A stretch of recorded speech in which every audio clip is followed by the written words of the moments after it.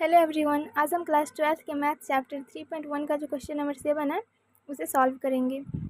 हमें यहाँ पे दो मैट्रिक्स दिया हुआ है जिसके हेल्प से हमें ए बी सी और डी का मान ज्ञात करना है। तो चलिए शुरू करते हैं। सबसे पहले इसे हम समीकरण के रूप में लिख लेंगे। यहाँ से हम अगर इन दोनों की तुलना करें तो हम यहाँ पे ऐसे लिख सकते हैं तुलना करने पर।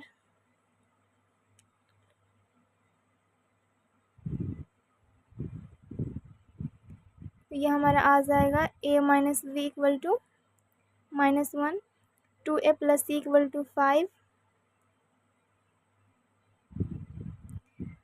2a minus v equal to 0 and 3c plus d equal to 13।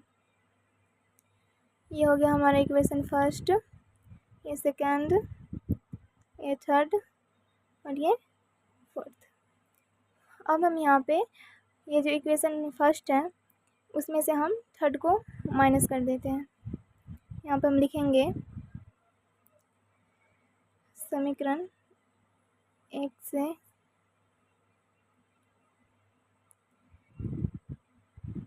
समीकरण 3 को घटाने पर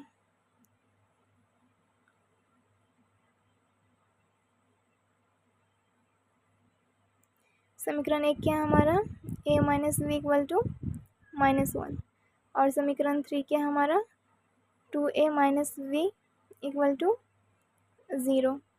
यहाँ पे हम माइनस कर देंगे तो ये आ जाएगा हमारा माइनस, ये प्लस और ये माइनस।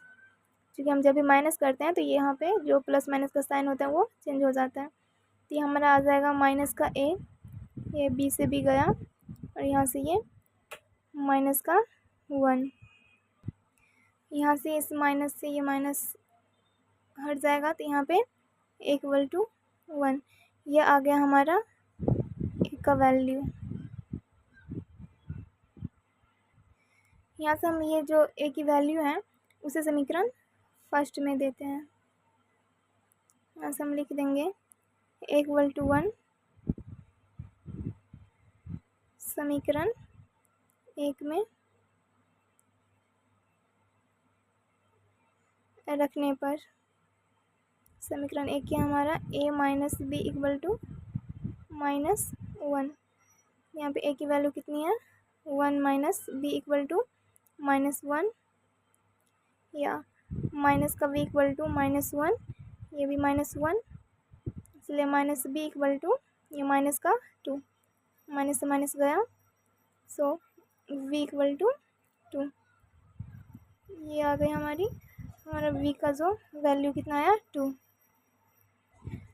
अब हम ये समीकरण जो फर्स्ट है ये हम सॉल्व कर चुके हैं। अब ये a का जो वैल्यू है इक्वल टू 1, इसे हम समीकरण सेकेंड में रख देंगे। यहाँ से हम लिखेंगे इक्वल टू 1 समीकरण 2 में रखने पर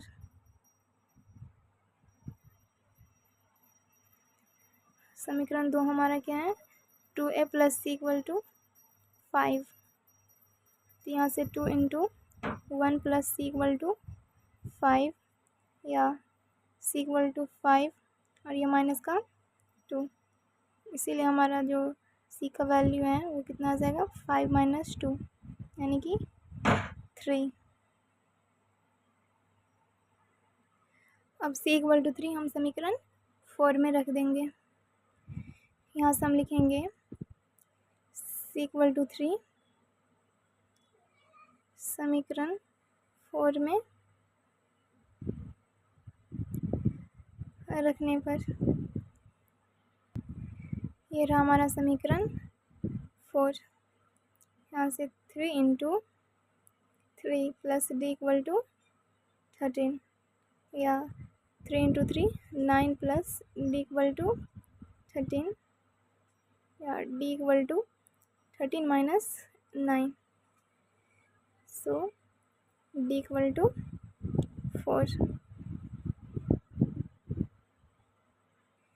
यहाँ से हम लिख देंगे हमारा a कितना आया है 1, बी कितना आया है 2 और सी हमारा आया है 3 और डी 4। तो ये रहा हमारा आंसर। ये रहा इस क्वेश्चन का सॉल्यूशन। आई होप आपको समझ में आया होगा। किसी भी तरह का कोई डाउट है तो आप कमेंट कर सकते हो। मिलते हैं नेक्स्ट वीडियो में, तब तक के लिए बाय बाय, टेक केयर।